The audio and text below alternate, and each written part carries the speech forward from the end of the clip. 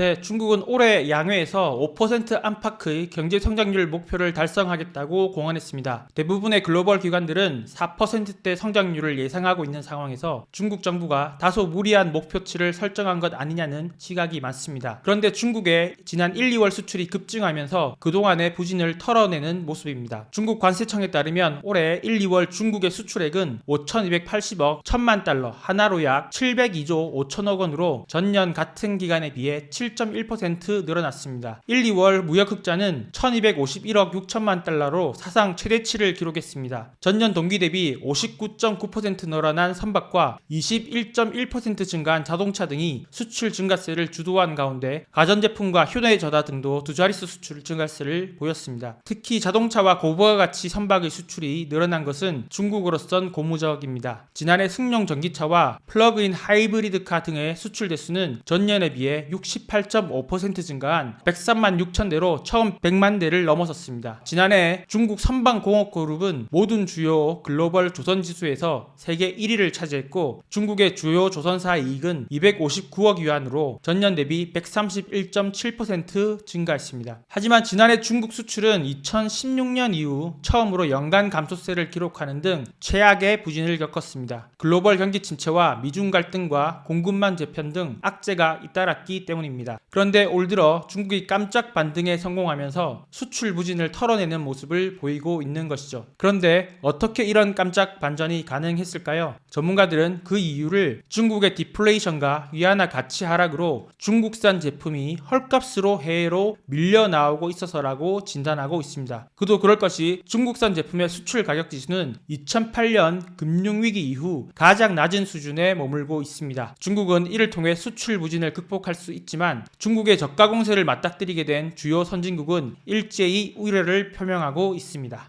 중국이 자국 경기 침체로 인한 잉여 생산품을 저가 수출로 밀어내고 있다고 판단한 주요 국가들은 맞대응에 나섰습니다. 미국과 유럽연합은 중국 정부가 세계 무역 규칙을 위반하고 있다고 지적하면서 추가 관세 부과에 착수했습니다. 미국은 국가 안보를 앞세워 공화당과 민주당이 한 목소리로 중국산 제품 규제를 서두르고 있습니다. 미국은 지난 1월부터 중국산 철강에 120% 이상의 관세를 부과하는 등 대응 조치를 내놓았습니다. 미국은 중국이 세금 공제, 석탄을 중심으로 한 저렴한 에너지 공급 등의 형태로 기업이 제품값을 낮출 수 있도록 국가가 지원을 하고 있고 이 같은 국가 지원 시스템이 과잉 생산으로 이어지고 있다는 입장입니다. 또 미국은 베트남과 말레이시아, 멕시코 등 제3국 공장을 통한 중국 기업 상품의 유입에도 제동을 걸 방침입니다. 미국 정부는 중국 자동차 업체들이 관세를 피해 멕시코 등을 거치는 것을 막기 위해 최종 조립 지역과 상관없는 중국산 규제를 도입할 것으로 알려졌습니다. 국가 안보를 명목으로 한 중국산 규제도 강화되는 추세입니다. 미국 무역대표부는 최근 미국 철강 노조 등 5개 노조로부터 해양 물류 조선 부분에서 중국의 부조리한 정책 관행을 조사해달라는 청원서를 받았습니다. 외국 정부가 미국의 차별적인 무역 정책을 펴면 USTR이 이를 조사할 수 있도록 한 무역법 301조에 따른 조치입니다. 조사 결과에 따라서 중국산 선박에 항만료를 부과하는 등 광범위한 조치가 취해질 가능성이 크다는 전망입니다. 미국은 지난달 중국산 커넥티드카의 국가안보 위협에 대한 조사에 착수하기도 했습니다. 조 바이든 미국 대통령은 바퀴 달린 스마트폰처럼 연결된 중국 커넥티드카는 민감한 데이터를 수집해 중국으로 전송할 수 있다고 언급하면서 국가안보 차원의 대응에 나설 것을 경고했습니다. 미국뿐만 아니라 유럽연합도 중국 전기차에 대한 추가 관세 부과를 서두르고 있습니다. 작년부터 중국 정부의 전기차 보조금을 조사해온 EU 집행부는 중국 정부가 불법적으로 보조금을 지급한 상당한 증거를 찾았다는 입장을 밝히고 후속 절차에 착수한 상태입니다. EU는 오는 7월부터 역내로 수입되는 중국산 전기차에 관세를 부과할 방침인데 전기차뿐만 아니라 중국산 전기자전거, 광섬유 케이블, 풍력발전 터빈, 태양광 패널 등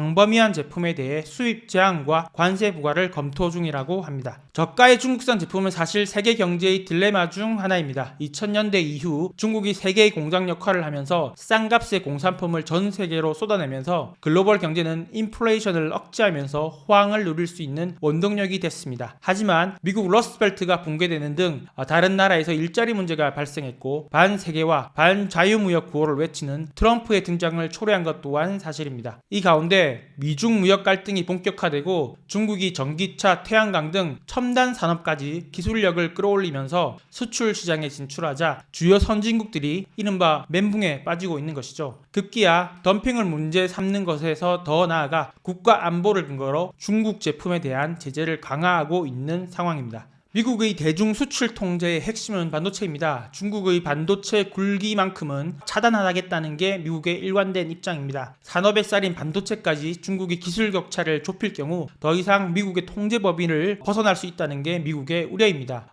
미국은 지난 수년간 집요하게 반도체 등 대중국 첨단 산업 수출 통제 조치를 점진적으로 강화하고 있습니다. 문제는 반도체 수출 통제는 미국 혼자서 할 수 있는 게 아니라 반도체 선진국인 일본, 네덜란드, 대만, 한국의 동참이 필수적이라는 점입니다. 미국은 반도체 동맹을 구성해서 중국을 고립시키겠다는 전략입니다. 미국은 2022년 10월 자국 기업이 중국의 첨단 반도체 제조에 필요한 장비를 수출하지 못하도록 규제한 이후 동맹국에도 비슷한 수준의 수출 통제 조치를 도입하라고 압박하고 있습니다. 한국은 곤란합니다. 한미 관계를 고려하면 미국의 요청을 마냥 뿌리치기 쉽지 않지만 한국 반도체 산업의 경쟁력에 큰 영향을 미칠 수 있는 문제여서 미국의 요구를 모두 받아들이기도 어려운 상황입니다. 처음엔 반도체 장비 기술 수준이 높은 일본과 네덜란드에 주로 수출 통제 동참을 요구했는데 작년 하반기부터는 한국에 대한 압박 강도도 미국이 서서히 높이고 있다고 합니다. 이는 7나노 공정에 5칩이 탑재된 화웨이의 메이트 60 프로 출시가 결정적 계기가 된 것으로 보이는데 스마트폰을 뜯어보니 삼성과 SK하이닉스, D램과 낸드 등이 발견된 것이죠. 화웨이는 수출 통제를 우려해 지난 수년간 웃돈을 주고도 타국에서 우회 수입하는 방식 등으로 핸드폰 부품과 반도체를 확보해온 것으로 알려졌습니다. 그러다 보니 미국은 한국이 대중국 반도체 수출 통제 정책의 구멍이 되는 게 아니냐는 우려가 있다고 합니다. 반도체 장비의 경우에도 미국 기업의 빈자리를 한국 등 다른 나라 기업이 메운다는 우려가 있습니다. 아직 한국 반도체 장비 기술력은 미국, 일본, 네덜란드 등에 못 미치는데 향후 한국 장비 기업의 기술이 발전할 가능성까지 염두에 두고 수출 통제 동참을 요구하고 있다고 합니다.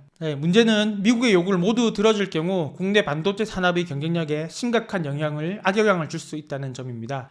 최대 시장인 중국에 대한 수출을 통제하면 국내 반도체 장비 산업의 자립화가 어려워질 수 있다는 우려입니다. 또 우리 기술력 발전에 제약이 생길 수 있는 점도 우려가 됩니다. 한국 장비업체의 경쟁력은 그 장비를 구매하는 삼성전자와 SK하이닉스의 비용 경쟁력과도 직결되는 문제이기도 합니다. 반면 미국 반도체 산업협회는 미국 기업이 중국에 판매할 수 없는 장비를 외국 경쟁사들은 아무런 제약 없이 판매하고 있어서 경쟁에서 불리하다, 이런 주장을 하면서 한국과 대만 등 동맹도 미국과 같은 품목을 같은 방식으로 수출 통제를 해야 한다는 입장을 갖고 있습니다.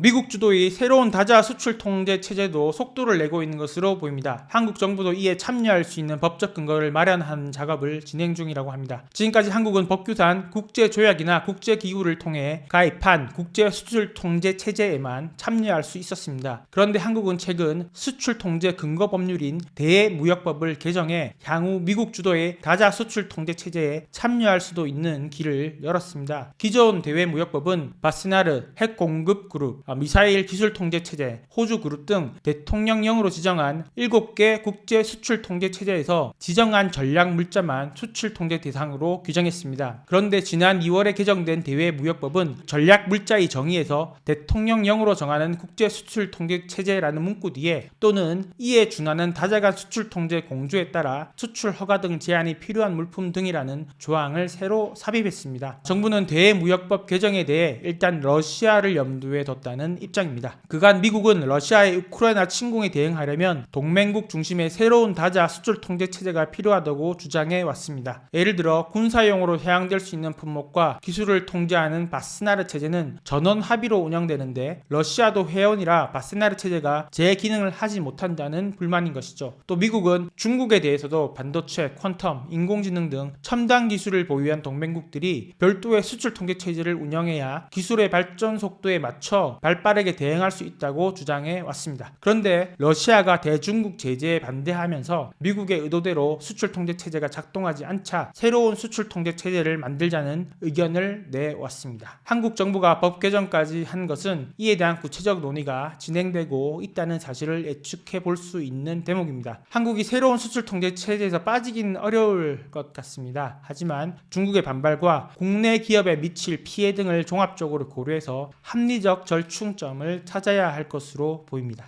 미국의 대중국 제재는 정말 전방위적입니다. 글로벌 최대 동영상 공유 플랫폼으로 부상한 틱톡도 화제의 중심에 섰습니다. 미국 하원이 지난 13일 전체 회의를 열어 동영상 플랫폼 틱톡 금지법을 통과시켰기 때문입니다. 법안이 상원을 거쳐 시행이 되면 틱톡 운영사 중국 바이트댄스는 180일 이내에 회사 지분을 매각해 분산하거나 미국 내 서비스를 종료해야 합니다. 미 정부는 미국인 절반에 달하는 1억 7천만 명이 쓰는 소셜미디어 틱톡이 이용자의 개인정보를 중국 공산당에 넘길 수 있다고 우려하고 있습니다. 틱톡을 운영하는 바이트댄스는 법안 최종 시행을 저지하기 위해 상원을 겨냥한 로비에 공을 들이고 있다고 합니다. 조 소우츠 틱톡 최고 경영자는 틱톡 인플루언서들을 데리고 이날 워싱턴 DC 연방의사당을 찾아 상원 의원들에게 법안이 부당하다고 주장했습니다. 바이트댄스는 이 법이 표현의 자유를 명시한 미국 수정헌법 1조에 위배된다고 주장하고 있습니다. 미국인이 틱톡을 통해 자신의 의견을 나타내고 일상생활과 밀접한 정보를 교환하고 있기 때문입니다. 법안의 상원 통과 여부는 확실하지 않다는 주장도 나옵니다. 마리아 켄트월 상원 상무위원회 민주당 위원장은 CNN에 보낸 성명에서 헌법에 부합하고